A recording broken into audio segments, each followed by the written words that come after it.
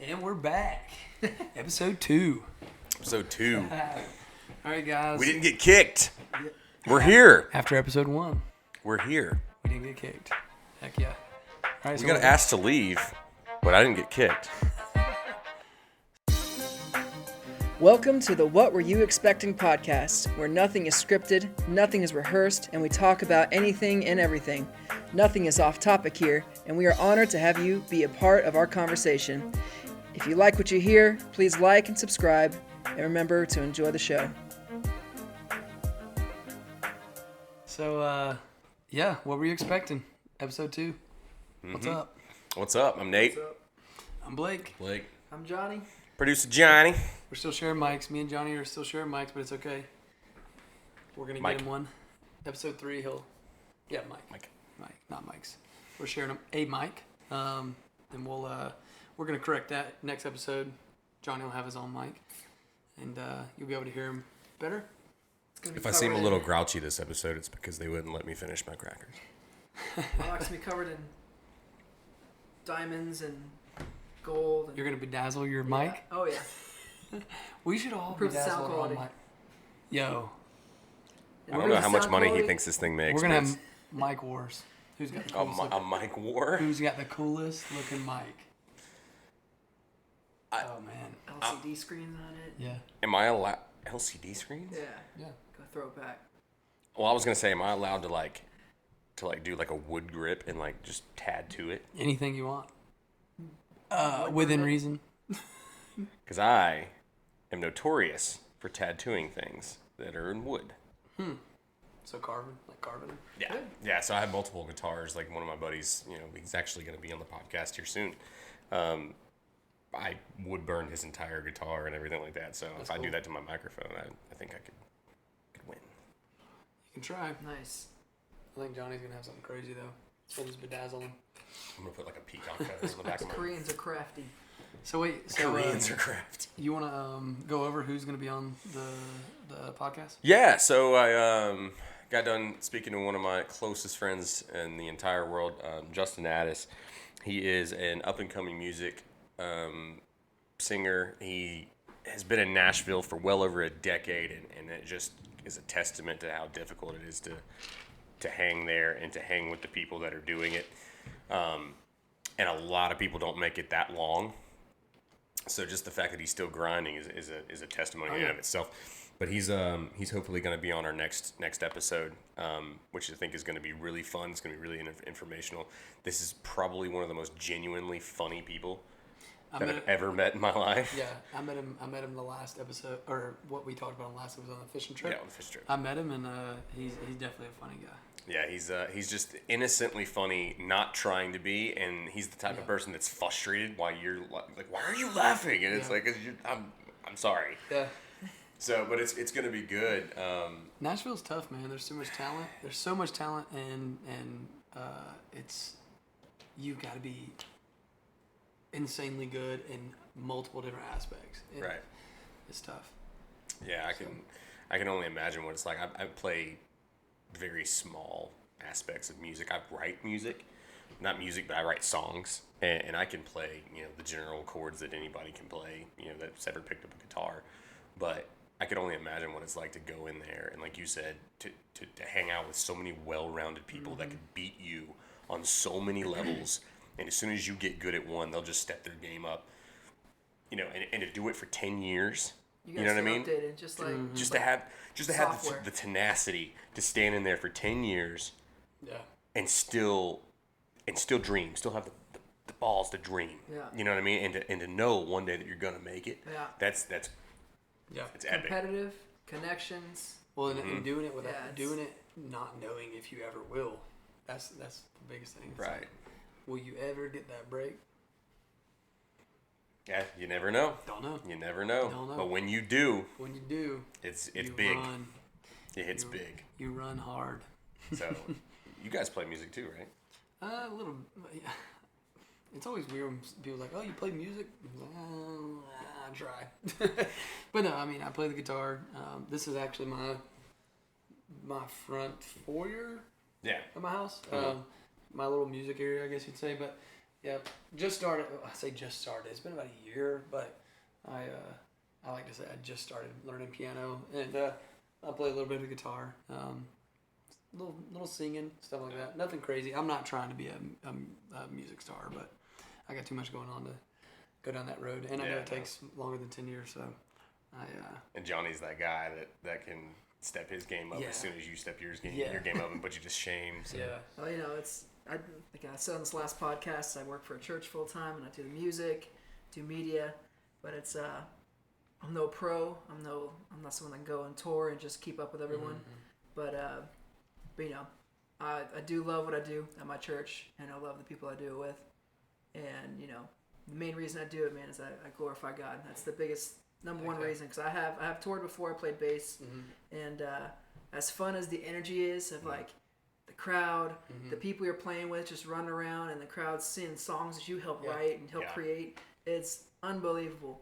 Yeah. But man, I'm in this new season that's just like that was all fun, and I love that I got to experience it because there's people out there that has killed themselves to not even get close to where I got, and I literally just fell into it. Yeah. And so, man, I'm really grateful for my music career, and what I'm doing with it now. Yeah, exactly.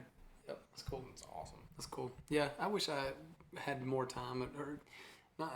I say had more time. I got time, but I wish I would have dedicated a little bit more at an earlier age because it is something that I do love. Music is just like, and not just me playing music, listening to music. That is my escape. And, man, it was mine too. I used to spend hours as a kid. I had some issues growing up as a kid that were probably unfortunately pretty normal to everyone else, but to me was pretty catastrophic. And I would just spend hours and hours and hours on my swing set with a radio playing. Yeah. And I would just get lost in those songs, and I would pretend that I was singing them, or I would pretend that they were about me, or whatever, and I would just get completely lost in a new world that took me away from the one I didn't want to be in. Yeah. So music's medicine, man. Yeah, music is definitely medicine. I mean, I did the same thing growing up. I didn't have any kind of catastrophic thing I was going through. I had a pretty good childhood. But I used to remember listening to the radio at night in bed and just envision me on a stage. And never thought it would actually come through. It was just something I enjoyed doing and just thought about right before I go to sleep. How long have you been doing music? When did you actually decide that it was something that you wanted to pursue? So I started playing bass when I was about 10 years old. And I took lessons. I don't know if you remember Mars Music Store on 41 way back. Yeah, I do. Way back in the day. I do. I don't. Near the Big Chicken. It's not there anymore. Yeah. Old school shop. Yeah, old school. Like it's Guitar Center, but they had like people that gave lessons and stuff. They had little studios there. I remember taking lessons from this guy, super long beard, super long hair, like typical rocker looking guy, and his name was Charlie. And of course, his name was Charlie. That's awesome. I took a handful of lessons, not many, but he was like, he's getting what I'm teaching him, but he's not really like understanding the theory behind it all, and he's not understanding what the notes are, what scales are, but he's memorizing everything I'm teaching him. Right. And so that's kind of how I started, and I just played with CDs, played songs that I liked back in the day. Back in the day, ska was a big thing, and that was really fun for bass lines and stuff like that. So I did some ska music. What was it? White Stripes, Seven Nation Army. Learned that one. Just there's songs. You've always talked about that one. Yeah, I mean that was like the first one I really learned and learned on my own for picked out for the year. Right. And so you don't play by you can't read music or anything. No. You play. See, I'm not at all. Yeah, I play by ear. No idea what I'm looking at. I mean, I know chords. I know certain like on like guitar and piano both. I can read tabs. Right. I can read tabs, but I can't read. So I never even got into tabs. I can read chord charts and. See, I can't read a tab and play a tab at the same time. Oh, okay. But I understand it when I read it. Gotcha. Like I can't read it fast enough to. See, I play by ear. I can pick stuff up by ear and normally pick it up. But I do know I know majority of the chords on the guitar and a few on the piano now. But yeah, reading music and I picked it up late too. So I mean, it's kind of insane that you're even able to talk on podcasts, sing any of that stuff. Yeah. I mean, I asked Johnny where did he get his start, but I mean, honestly, I'd love to know how you went from where you were to now all of a sudden I want to pick up a guitar and start singing. So Tell us a little bit about that. I come from a pretty musical family. Even though I didn't pick up I didn't pick up a guitar. I didn't pick up and try to learn a guitar until I was about 24 years old, and I'll be 30 in February, so not too long ago. But when I was little, when I was like 13, 14, I wanted a guitar. My grandma got me one. There was a guy at our church that actually played the guitar in the church, and like on Wednesday nights before church, I would go for like an hour, and he'd do a lesson. But that was like maybe a handful of times. We didn't, I never really got into it. So I had a guitar that I never played. But yeah, I grew up in a musical family. So my grandparents and at their church, they had a church music group called Holy Manna. And they had a tour bus. They traveled around and they sang. They sang gospel music. And my mom actually, as she got a little older, she actually started singing in the group with them. So she was like 8 or 9 years old singing in a gospel group. But yeah, so I grew up in a musical family. My grandfather can sing really deep. Nice. The best I can explain is like Josh Turner, like super, Nice. yeah, super deep, rich voice. My grandmother plays piano and can sing really well. My mom sings like an angel, literally. She's got pipes. But yeah, so I never even considered singing. Like I've always had a real raspy voice. So due to some medical stuff, so I was born with it's called papillomavirus, but I actually was born with the growth on my vocal cords. So what it is, it's like best way to explain it is like a cluster of grapes, not that big, but they grow like that, and they would close up my airway to where I couldn't breathe, and then obviously it impacts my voice because they're latched onto my vocal cords. So they found out when I was about 3 years old, but from 3 till about 17. I was having surgery every 6 months or so. So what they do, put me to sleep, go in, remove them so that it wouldn't close up my airway, and to where, I could still swallow food and talk. And so, but it impacted my vocal, How many surgeries did you have? So I've had 54 total surgeries. 54 surgeries. Yeah. So, well, I've had 52 surgeries on my vocal cords, and then I've had an eye surgery and then my wisdom teeth. Oh yeah. So 52 on the vocal cords. 52 on the vocal cords, yeah. So when I first started having surgery, I was having surgery every 6 months, just because I was small. So my airway was small, my vocal box and your larynx, all that stuff was real small. But as I got bigger, I had more space, and they were able to. I started having surgery once a year.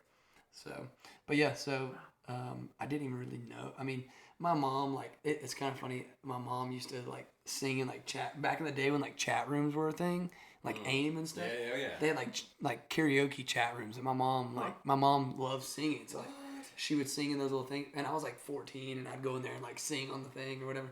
But I didn't think I could sing, or I didn't, But as I got older, I started I was like, man, I got a decent voice, But yes, I didn't really start singing until I picked up a guitar, and then once I started to learn the guitar, I was like, man, I want to learn to sing too with it. But yeah, so I've got a raspy. I'm so impressed by that because it's like 52. Yeah, it's crazy. They freaking surgeries. They told my mom, and you're not only talking. Yeah. You're talking on a podcast, and now you sing.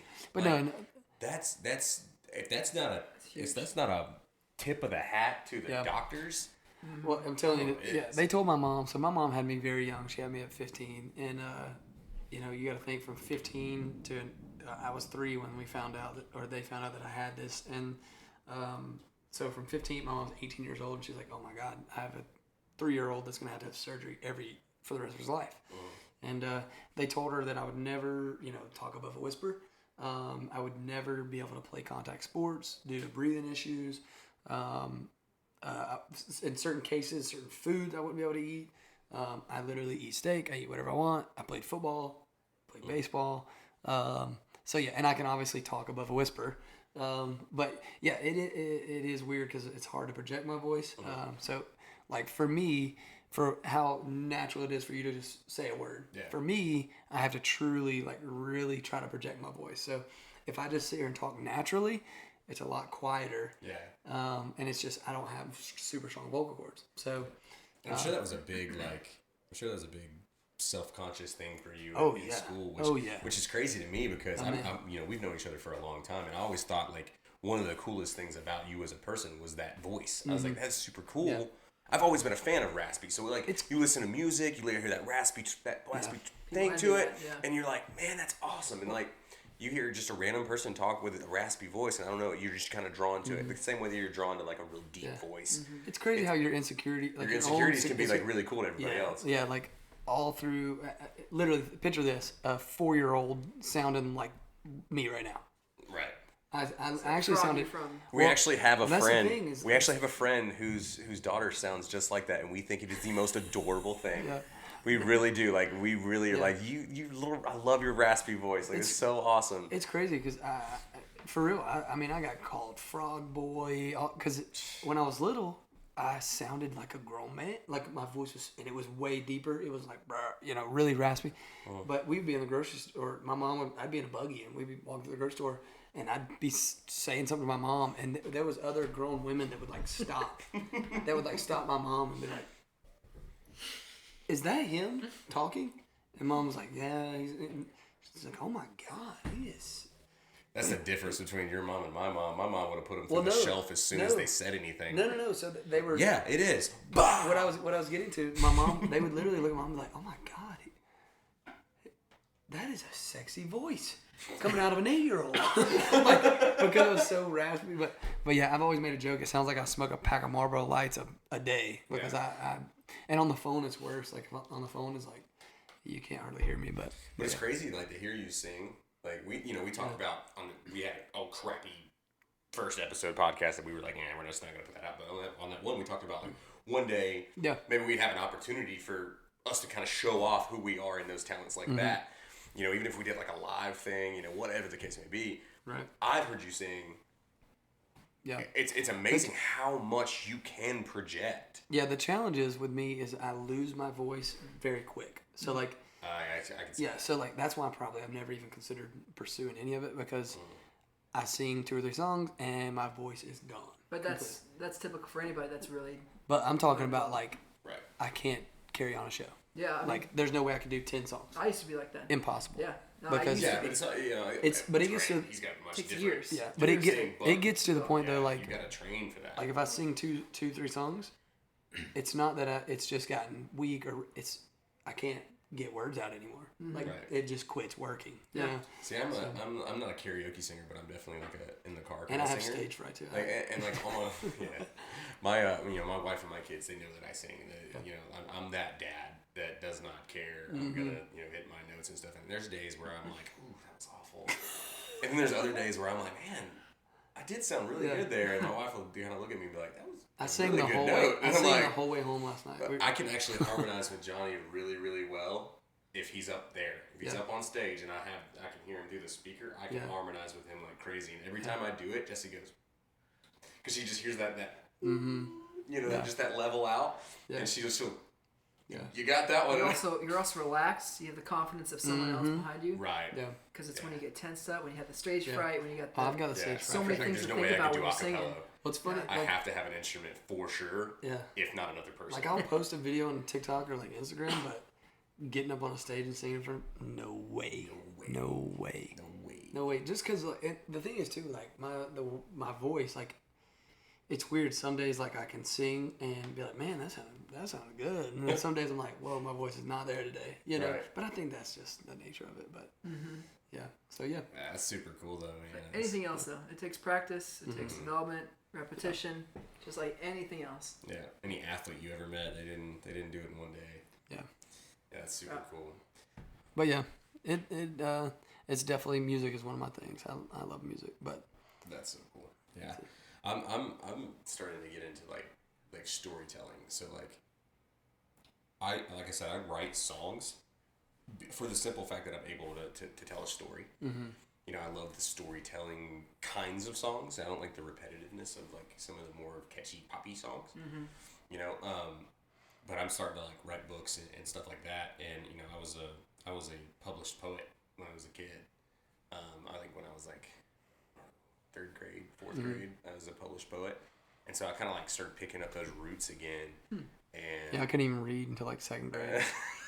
I had to like go to reading camp for real. That's not even a joke at Sarah Babb Park. Oh my the library. My mom put me. They were gonna hold me back in first grade. My mom was like, no. We'll put him in reading camps. But I came back to second grade and I was reading on a 6th grade level. There you go. There you go. Shout out Sarah Babb Library. There you go. It happened overnight, right? Yeah. But I think that's how like I can connect with like my singing is like my love for storytelling. When a song tells the right story, it hits you. I think that's why deep. you're. Whether you're crying, whether you're laughing, whether you're bolting out a note that you didn't know that you could do, that story and that feeling made you do that. I think that's why you're so good at the TikTok voiceovers. To be honest with you, because you're telling a story. Each one's got its own little. It's a story and it's passion. Yeah. You know, anything that I've ever put out on TikTok, it either resonated with my childhood because it was something comedic that got me through a hard time, or I was very, very passionate about what I was saying. Yeah. And there's some that are acting, but that again, that's telling the story. I mean, it's not hard for me to get into a story and to put myself there.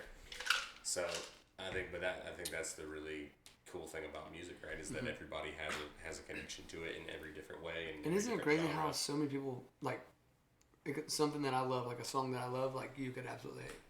Yeah. Isn't that crazy? Yeah. You know what's even crazier to me is a song that I can't stand and then I end up liking it.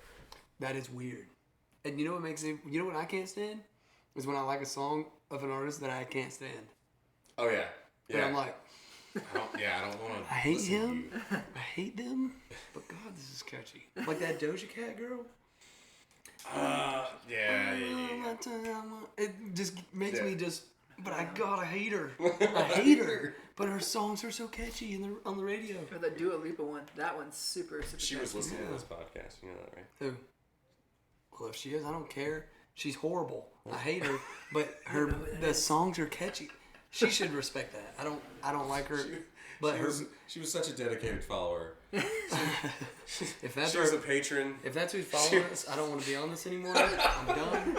But no, for real, the stupid songs are catchy, man. They Yes. really are. I find Do you myself think like that we'll be able to get through this podcast without I find myself dropping the C word? depending on what C word you're saying. The 19th variant.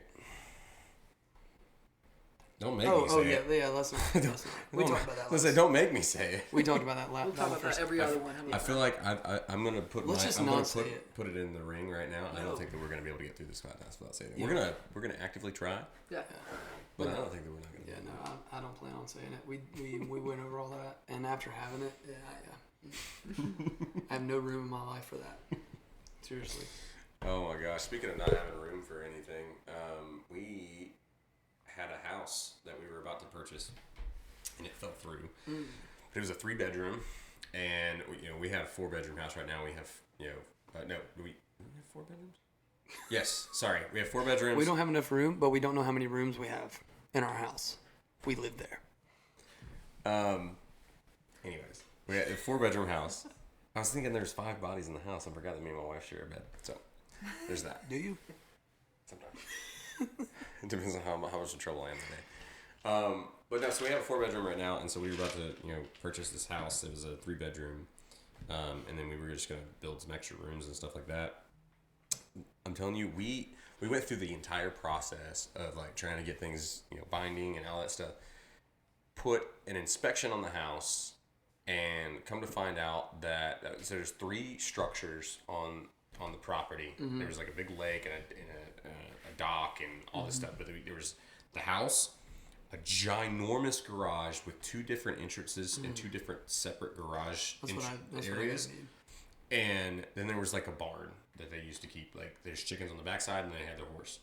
Well, so the barn was condemned at that point. I mean, it was definitely not safe. So it was probably going to come down. The roof needed to be replaced on the house. The roof needed to be replaced on the garage. The septic system needed to be replaced and was bubbling out through the front yard. There was foundation issues. There was water coming through cracks. There was look underneath the porch, and you could see like just hollowed out areas underneath the concrete slab and things like that. So we went back to them, and they're like, "Look, get this." So our entire inspection was 32 pages long of issues, and they were not single page issues. There was like 4 or 5 items on every page. Yeah, no, that's 32 pages long. And so we went back to them and they're like, look, we need you to knock off $100,000. And they felt disrespected. They were like, we'll knock off 15. 15? That doesn't even cover the first roof. You have toilet paper in your front yard. Thank you. That doesn't even cover the roof. It's so it's like I don't understand where people think that they cannot disclose things that are catastrophic to a family's future. Yeah, they don't care. Like you're okay with sleeping at night knowing that a family went in there hoping that you were a good person, bought this house, and now they're stuck, and they're on the hook for hundreds of thousands of dollars. Yeah. Like, yeah, the market right now is crazy too. It's just nuts. So needless to say, we were like, yeah, that's what me and Legs have been looking to, and it's just we actually found one today. Literally, it was listed like 14 hours before I found it, and called the lady, left her voicemail. Went back and looked at it, and then she had updated the thing on Zillow, and it was like, it just said, already received multiple offers, submit your offer by noon on Sunday, and it was just, she didn't even call me back. I'm like, so we're holding off. We're just gonna hang tight here for a little while, and then. Did you plan to rent this one out? Yeah, we're gonna rent this one out. Such a smart move. Yeah, God, I know. I had a townhouse before this house, and honestly, if I could have kept it, my mortgage was like $690 a month. And it's rented right now for $13.50 a month. So yeah, rent is stupid. I blew it. But yeah, this house, I could probably rent it for like $1,800 a month or so. Easy. So yeah, so we're gonna move. We want to get close. That's actually a really really cool thing about this house too. Was you know this was featured. Yeah. What was the name of the show? Home Free. Home Free. That's right. Yeah. It's on Hulu. Hulu. Yeah. If you want to see my house. Tim Tebow was like the main. The host. The host of the That's super crazy. Yeah, he was. I didn't know that. It's funny. We actually rewatched it on Hulu when we moved in. It was cool. I got to watch my house be built. It was pretty cool. Yeah, that's pretty sweet. Yeah, Tim Tebow was standing right there. He was in the garage and a lot of the stuff. But which is such a weird name to have as a host of like the well, it was real like estate so show. the show was based on it's called Home Free. It was called Home Free, and it was because they were giving the homes away for free. Right. But yeah, so in my neighborhood, there's 10 houses, and the show had 10 contestants on it, and they were competing to win a house to give away to their hero. So, but yeah, it was pretty cool. Tim Tebow was the host. It's on Hulu. So whose hero were you? How'd you get the free house? I didn't get the free house. I had to buy this place, but I wish I'd have got it free. But and when I looked on the tax assessor site and saw what the hero sold it for versus what I paid for it, wasn't cool. Yeah, not cool. But no, she. I think she lived in like. Oh, I don't know if I'm right or not. I don't know if she lived in Atlanta. I think she lived in another state, and her daughter won it and gave it to her, and then she couldn't obviously move here, so she just sold it. Oh wow, that sounds. Yeah, there's actually only one guy. I think no, there's 2 ladies. There's one guy on the end, the first house. He's still the hero that won. And then there's like a couple that way that the lady still is there, but the rest of them have just been sold. Wow. So, but yeah, it's pretty cool. It was cool to watch it, and like it's cool. The intro of the show, they like zoom in on my house and stuff. It's pretty cool. But yeah. So if you want to see my house be built, that's such a cool thing. Go watch it on Hulu. It's called Home Free. I'm like episode 3 or 4. 3 or 4. Yeah. I don't think I've even been close to being on TV. But yeah, so we're gonna rent this one, and we're gonna buy another. We're trying to get closer to like Marietta-ish, because her work from here is like an hour. Mine's like 7 minutes. So we're kind of getting in the middle to where her work's like 30 minutes and then mine will be like 20. So that makes sense. And we need more garage space. And just, this was my house before, now we're kind of looking together, So, yeah, I got you. Yep. So yeah, I don't think that we're going to be going anywhere anytime soon. Now, we weren't looking when we found that house. It was just one of those things that popped up on Facebook, and once we that's the best way to do it. I mean, we just saw it, we liked it, and we were like, it's in Dallas, let's go look. Looked at it, fell in love with it, and then we threw him an offer, and then it was game on. And I was like, holy crap, okay, we're moving. Like, let's go. And then everything just kind of went. Yeah. Wasn't the plan. Yep. So, I mean, which is fine, because like I said, I like my house. I like where we're at. I like my neighborhood. I like my neighbors. You got a nice backyard. Yeah. Nice shop. I mean, we really have a really great atmosphere. great people to be around. People that I can hang out with, people that my kids can hang out with. Yeah. And I would trust them if I needed them to watch them for a minute. That kind of thing. So yeah, it's tough. It's hard to find. It's tough looking. That's like the one we found today. It was pretty much perfect location. It was right off Bear Parkway in a neighborhood. Kind of an older community, but it was completely remodeled. Right. Had a pool in the backyard, which was cool. It was in our price range. That's why it went so fast. But I told her, I was like, let's just let the market chill out. We'll keep looking, and we're not in a hurry. So how was everybody's Labor Day? Good. What did everybody do? Good. I went and visited family up in Tennessee.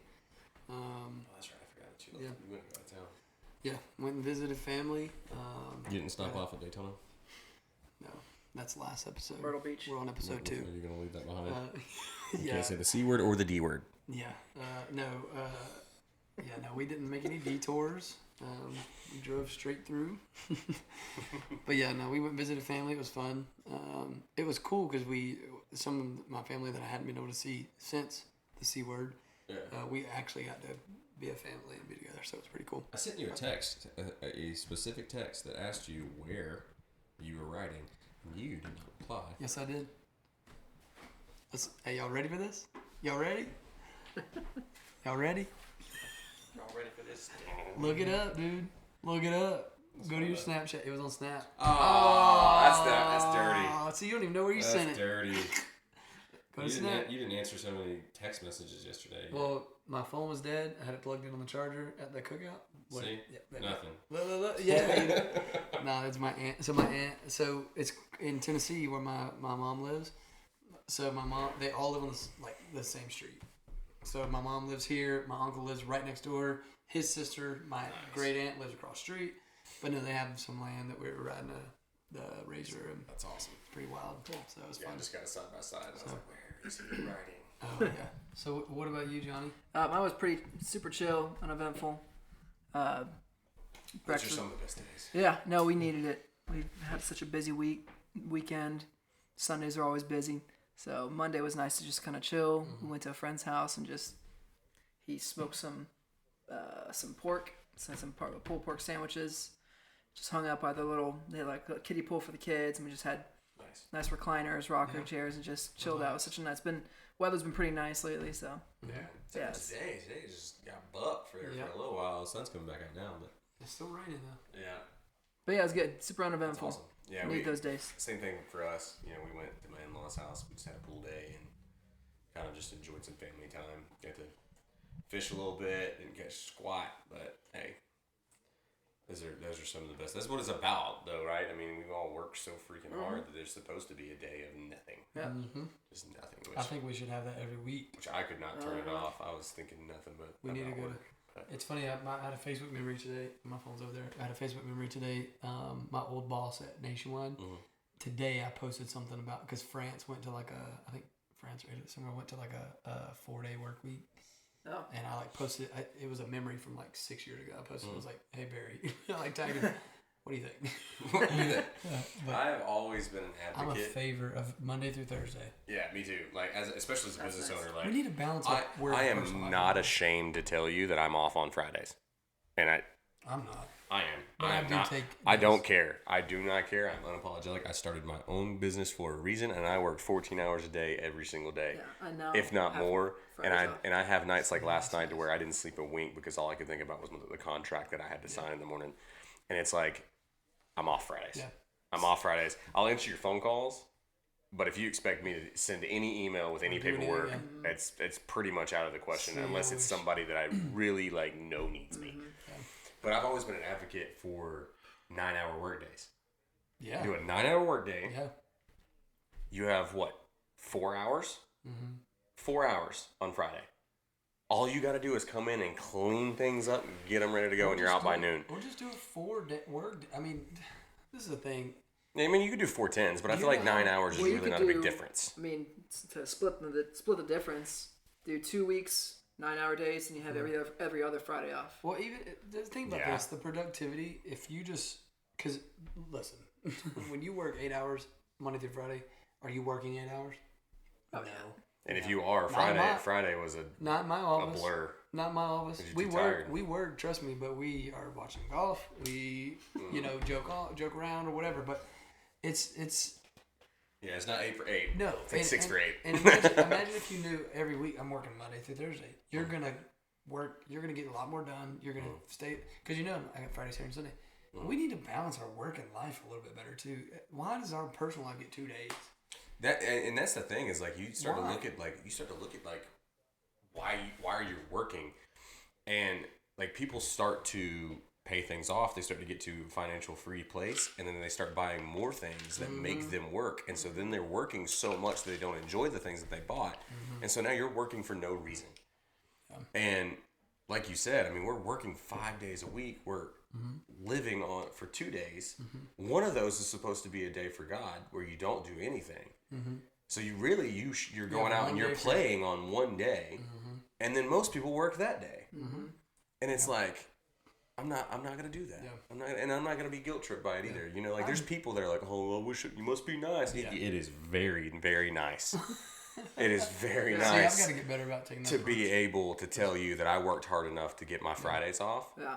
And you're not gonna take them from me. I do randomly take days. I randomly I'm just not feeling it today. But I didn't start that until probably about 1.5 years ago. Which my business has been in business 3 years, and the first few years, I mean, I was pretty deep into it. But now I've got a good staff that knows what they're doing. Right.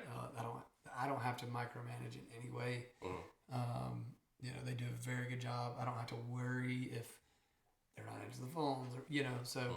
I can randomly take stuff, and to be honest with you, as we continue to grow, it's going to be more of that. Yeah. Trust me, because I've got other ventures I want to go down. But and it's nice to have a crew of people that understand that. As hard of a pill as it is to swallow, you don't pay for your kids' schooling or the food that goes in their mouth. I do. True. I mean, let's just be real. Let's put it down to exactly what it is. And so there's people that will come and go from your companies that want to gripe and complain about you and what you do every day. And, well, he should be out here digging this ditch with us if he knew how hard this was. No, I was in that ditch. I got out of that ditch. Yeah. And now I've hired people who need to be in that ditch and am willing to keep them there until they don't need to be in that ditch anymore. And when they come to me and say that I want out, no problem. Yeah. Start your life. I'm good with that. But don't look at me like I'm the bad guy because I found my way out of it and I'm paying for your family's bills. Yeah. You know what I mean? And don't get me wrong, I love my employees and I don't have a single employee that feels that way right now. Right. Which is wonderful and I'm very thankful for. But I have had employees that think that and they look down on the position of being an entrepreneur. And what they don't understand is that they expect an entrepreneur to be an entrepreneur, a tradesman, and a creator and a boss. Yeah. An entrepreneur is the dreamer. Yeah. I'm the dreamer. I'm the one that comes up with all these plans, and then I put people in place that are the leaders within, and they make the train move, and then there's tradesmen. Yeah. I can't be all three, or none of us eat. Yeah. I think the biggest thing is people don't realize that. I think the biggest thing with your employees too is just they need to know that you care, one, and that you're working as hard as they are. And it may not be doing the same thing they're doing, but. And as long as you're continuing to grow and move forward, I think, and that's the biggest thing with my staff is I try to show them, hey, even though I'm not the one in there selling policies anymore, trust me, I did. I sold a whole crap ton but now I very rarely write a policy. I refer it off to them if something comes, but as long as they feel appreciated, I think, and they realize that he's working just as hard as he's doing other things, because nobody wants to work for somebody that just points the finger, No, and I totally agree with that. That's what I mean. I try my best. If you need help, let me know. I'll come help you, with whatever. Or which I've got my sales manager Brandon in my office. He does a great job. He knows everything that needs to be done, and he doesn't let stuff slip. He's better at managing than I am. Right. Because he can say, "Hey, what the heck?" Which I'm more of. It's okay, we'll get through it, even when it's something that I disagree with or something that I'm like, why are you doing that? People pleasing. Like, I'm very much like, hey, I've got so much going on that it's just easier to say, okay, it's cool, but don't do that again. And he's more of like, hey, No. This ain't how we roll. Taylor's my dog that way. I like to. He's the enforcer. Yeah, I'll text Taylor all the time, like, get him. Yeah, it's like I'm not gonna be able to have a good conversation. But it's good. You gotta have people like that because it's I've got too much going on and I've got plans of future things and so and I worked to get to there. It's exactly. That's I didn't where just I'm wake up. indifferent, man. Because I didn't just wake up and go, oh, I have an insurance agency. Yeah, that's where I'm indifferent because I used to look at owners. I did too. Before I became an entrepreneur, I literally was like, I never looked at them bad. They don't do anything. Well, see, I never looked at them bad. did. I always looked at owners like, you built something. Yeah. You own this thing. Your money's on the line. Your reputation's on the line. You deserve to go golf. See, you deserve to go do these things. I never viewed it that way. But once I became an owner, I never felt like I deserved those things. Yeah. So I felt like everybody else did, but I didn't. That's a little bit how I feel. And I've had people message me and be like, why are you sending me emails or tagging me on emails at 9:00 at night? I'm trying to sleep. And it's like, oh, sorry, but I'm working. Yeah. And if you want to know something about tomorrow's gig, I've got to give it to you. Yeah. And I'm sorry that I'm working. I'm sorry that I'm working daylight to dark, but that's what keeps your bills paid. See, I viewed it as and so that's when I like hit that Friday. I'm like, I don't care what your opinion of me is on Friday. Yeah. Monday through Thursday, you tell me exactly how you feel. I'll do everything I can to make sure that you understand how much I'm appreciative of you. Yeah. Friday, no. Yeah. Today is something I earned. See, that's the hard thing for me because I like to think of myself as a worker. So like, it's weird for me to just be like, oh, I'm just gonna take Friday and do nothing, But I need to realize, like, I worked for other people. I worked for an insurance agency for 2 years. I left there and got into sales with natural gas. I did that I spent 5 years in law enforcement, making $15 an hour. Right. So now that I do have an insurance agency bill, it's really hard for me to just step back and go, hey, I'm like now I have a little time to go do this or do that, But I love what I do it's what I enjoy doing. So I'm not to the point where I'm just like I'm miserable doing this, Oh yeah, that's the great thing about what I do is I'm not miserable anymore. And like you were telling us last time was you just got this new position and you're able to do everything that you've been wanting to do. Yeah. So that's pretty awesome to see everybody across the board that I find as to be a friend, somebody that I respect, somebody I've been pulling for quietly, right, to now all of us are sitting here like, I made her. Almost living our dream, yeah. Good. It's awesome. And I've taken jobs, I could have been with this job that I was working part-time with, full-time, had the fancy truck, had the nice house. I would have never saw my family. Mm-hmm. Right. If I was still going to be with the church, if I was still going to have that full-time job, I wouldn't be able to spend time with my son. Mm-hmm. And then I have a second on the way. I don't know if you knew that. Whoa. Yeah. Got another I was boy on the way. I was gonna kind of say something about that whenever you were talking about just been tired and that kind of thing. I was gonna be when you're pregnant, but right. But I didn't. I was like, I don't know if he's told the world. We told the world. It's just I don't know if you knew that or not. I had no clue. That's cool. Yeah, thanks. Boy, so right? Boy. Another boy. Yeah, so have two scary, boys. Scary world. It's a scary world, but Yeah. hey, it's they almost make it less scary.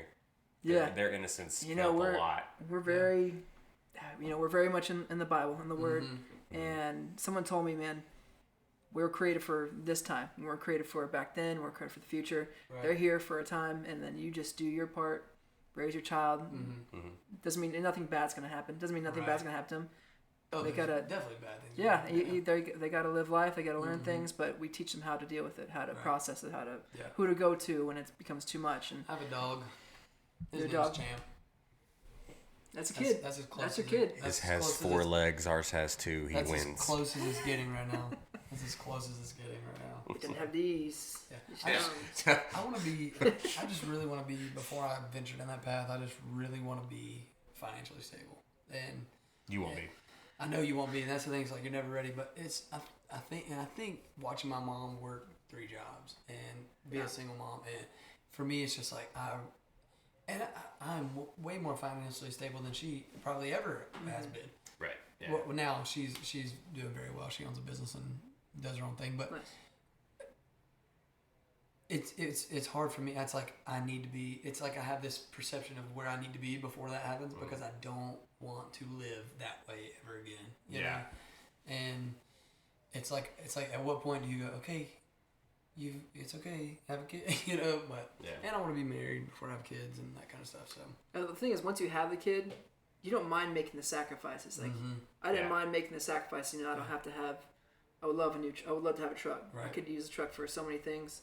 Just can't afford it. yeah, You know, there was a point I was living with my mom, trying to save up money, right. and we had our first son, and man, I would make those sacrifices time and time again. Yeah. Because once that kid's in the world, man, that's like nothing else Nothing matters. else matters, yeah. Nothing really matters, and That's another scary thing. it's hard to describe. Someone that can't experience it, you can't really describe it. right. Yeah. Once you go through it, man, you'll Exactly. feel it. It's exactly what that's exactly how it feels. It's just you just all of a sudden you wake up one day and you're no longer, and don't take this the wrong way. I don't mean this like as a stab at you. You're no longer selfish. Yeah. You just don't you just don't think anymore about what you wanted for breakfast that day or what you needed for dinner that night, or it was always what they wanted. And now I will say that now that I've got a third kid, you know, I've kind of gone through that, for lack of a term, that honeymoon stage of having a kid. So now we kind of know that it's okay to be a little selfish sometimes. It's okay to have date nights. It's okay to like get our lives back, Gotta have that, yeah. because it does take so much from it. Yeah. But at the same time, like you look back on what they've taken and you're like, did they really take anything? They No. add a whole lot more. They added so much more. They replaced so much stupid things and wasteless money you were going to spend that day on love and care and all those things. Like I said on the last podcast, it may have even been this one, but you know, I battled with depression a lot when I was younger, and I still to this day have a lot of, you know, things. Wonderful. Oh, Wonderful. Airplane mode, man. airplane mode. Well, that lets us know that that's not videoing anymore either. Interruption while we have technical difficulties. Right at 45 minutes. But yeah, so like I don't know if I said it on the last podcast or not, but like I battle with depression, and I still to this day battle with it to an extent. I was never as severe as it used to be, but it's almost like this selfish thought that comes across your body, and the deeper that you get, or I guess the more you have that thought, the more you feel ashamed for having that thought, and the deeper depression you get, and you go back and forth and back and forth, and then there's events that go along with it that kind of make it more cloudy. And I don't know if you've ever been held by a 5-year-old before, but you want to talk about healed? The Healed. best feeling on the planet. I mean, you talk about from the mouths of babes, you know, that just that total innocence, that immediate, And you know, when you walk into a room and you just subconsciously need somebody to see your pain and to come pat you on the shoulder and be like, hey, you okay? And it's a 5-year-old. And it's a 5-year-old that no adult saw it. Yeah. They were in their own heads. They didn't care, or whatever the reason was. They didn't say anything. The 5-year-old saw it as soon as you walked in the room and went, "You're not right." You know what's powerful? He'll cry with you. He will. You know why hold it's so powerful? Because you know it's genuine. It's genuine. It's a true love of who you are. Kids don't know how to be fake. Yeah. Exactly. Kids don't know how to be fake. Yep. And I'm telling you that They're that's what weird. makes They're weird. having kids. Kids are weird. Some of them. No, kids. Some of them are weird. Kids are weird people, dude. They are. Some are weird. All kids are I've weird. met a few of them that They made me don't- feel weird. and it's because I'm like, you're way too It's normal. because You know. they can be themselves with no. They don't care. They don't. There's none of this. People are judging me. There's none. They're weird. Kids are weird, man. But I mean, it's because they're innocent and they just they can just be. Yeah. With us, we're worried about what people think about how we look. They're worried about did we gain a few pounds. We're worried about how people are going to perceive us. Kids Right. don't care. You don't like me? Oh well, let me see this. get Let me see the bent. ball. Get you don't. You don't like me? Okay, cool. The cat does. Wham! Smacks the cat does. across the table. You know. Cat used to like you. Yeah. Yeah. So, yeah, kids are. I don't know, man. They're like, and this is gonna sound bad saying this, but like kids are similar to like a dog, to where like there's not a whole lot of things that you could do to them short of like Oh, dude. terrible things that make them love you less. I can literally spank my dog, and then 30 seconds later, he loves me more than anything on the planet. Right. And your kids are the same way. Yeah, I I mean, just smacked you. like how many times have you like said something that you didn't mean to say to somebody, and you go back and you apologize, and they're like, I mean, I understand, but it's going to take me some time. Yeah. Like, and you're just, come on, I'm genuinely trying to understand that I screwed up. Yeah. And they're just not giving it to you. You know what I mean? Like a child, there's been times where, you know, I was in my head or whatever, and Jackson's just like, hey, I wanted to show you something. I'm like, stop, go somewhere. Yeah. And then you're like, oh. Dang it. And then I go back, and 2 seconds later, I'm like, I'm sorry, I didn't mean that. And he's like, it's okay, Daddy. Yeah. Well, you want to see it, though? You're busy. And I'm like, man, how cool is that? Yeah. Like, he don't care. Yeah, and it just goes back to that just genuine innocence of loving you unconditionally for no reason. I didn't do anything to gain his love. His love. I just, it's just there. Yeah. You know, and that's the most beautiful part of having kids. Yeah. Kids are definitely in a later chapter in the book. I'm still flipping a couple pages. The only thing that scares me with that, and I don't mean to do this to like scare you. I always wanted to have kids young because I was always afraid that I was gonna my kids were gonna lose me too soon. Yeah. You know, I didn't want to wait too long before, you know, Right as they're 17, 18, and really And need me to teach them how to do their taxes and do these things and like, you know, whatever. And then all of a sudden I'm on my deathbed. Now they're gonna battle that. You know what I mean? That's always kind of like ate it. Makes you want to take care of yourself. Yeah. Yeah. See, my mom had That's all me so young. My mom had me so young that I was like bound and determined to not. You know, I turned 16 and I was like, beat you. You know, I win. Sorry, Mom. You can't say nothing. But no, I think honestly watching my mom be so young, and dude, my mom quit school, got a job. There was none of this. Put me up for adoption. Let my grandparents rent. None of that. Did her part. My mom was like, nope. I made this kid. I'm taking care of this kid. He's mine. He's gonna know I'm his mom. You know. So I think just growing up that way, I was just bound and determined not to have a child young. Not that it's bad. Like I would not trade my childhood for nothing because it's made me who I am. But it's definitely kind of made me like be a little more strategic. Yeah. And be like, but I'm 30 February. It's like now or never. Yeah. So. No, you got time. I was 28, 29. Yeah. I'm just like I don't want to be 60 years old and go into my kid's graduation. You know. Yeah. So. That's my thing is I want to play with my kids and I want to play with my grandkids on the floor. You know, I've seen so many times where like I would get down there, honey, but I can't. You know, like no, I want to be able to throw a football with my grandson. I want to be old enough to see my great grandkid. That's you know that's what I mean? one How cool would that be? That's one cool thing is like I've still got a great grandfather. So and I'm almost 30. So I got to meet all of my great grandparents. I still have all of my grandparents. So that was one good thing about my mom having me so young is I literally got to meet and know all of my great grandparents. Yeah. And I still have all of my grandparents and one of my great grandfathers left. So, and really I lost his wife, my great grandmother. I was like in my 20s. So I really got to know them. Right. You know, it wasn't just looking at pictures. Oh, this was your great grandmother. That right there behind you was her. You know what I'm saying? Like I got to meet her and know her. So. Right. But yeah. That's awesome. Yeah. So, I don't know. I don't have any of mine left. Not for a while. No grandparents? No, because my parents had me late. Late. Wasn't an accident, but they just had me late. I decided have another. Yeah. So my mom should be 72 this year. Are you serious? Your mom is older than my grandmother. Now that's my mom's fault. That's the thing, but because she had me at 15. But no, it's funny. Most of my friends from school, their parents are as old as my grandparents. Yeah. Yeah. So my grandmother's, I think she's 64. My grandma. Wow. So they just like my grandfather and grandmother just retired. That's crazy. So my mom She's the coolest. My mom's 40. She's 15 years older than me. So when she's 75, I'll be 60. We can share a room together at the old folks' home. Save money. Awesome. But yeah, I think we're reaching our time limit, aren't we? Yeah, About 55 minutes, yeah. Yeah, we Yeah. covered another whole bunch of spectrums today. Yeah. I guess this will just be everyone getting. We to know. made it. Do we... We didn't say the C word. Nice. I'm not saying it, so. I'm not gonna say it. Do we end it with each of us singing something? Oh God. I'm not acapella. That is on the spot. Yeah, y'all can. I don't know, man. guitar? No way. Not today. All right, we'll save for another time. Oh yeah, we'll say that for a live. Actually, that would be a really good live. Yep. That was so I don't know what you were expecting, but it probably wasn't this. But yeah, no. Next podcast, definitely want to tune in.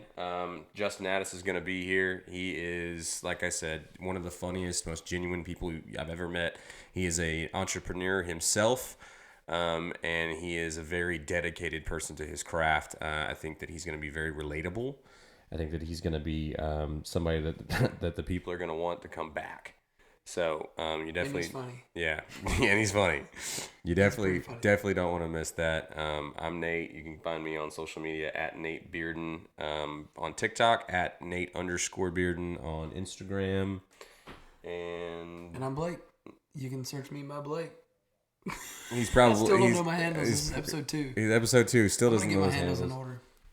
order. If you haven't deleted your Instagram already. Yeah. Instagram's Austin Blake Music with a Z in the music. Just search Blake Brummett on TikTok and Facebook. You also can follow me on Twitter at Nate Bearden. I deleted my Twitter a while back, so I don't have a whole lot of followers on there. But Yeah, and what we'll do is once we get our podcast site set up or launched, then we can kind of link all of our stuff. So if you want to go check us out in our personal world, but hopefully you'll just subscribe to the podcast platforms and hang out there because that's where we're trying to be focused. we'll make that a goal. By the time we do next week's podcast, we'll try to have socials up for that. So Good. Cool. well, Make it happen. y'all have a good week. Until next time. Peace out. Well, thank you so much for listening all the way to the end. We hope you enjoyed today's conversation and hope you join us again. Remember to like and subscribe if you want to support what we do here. Thank you.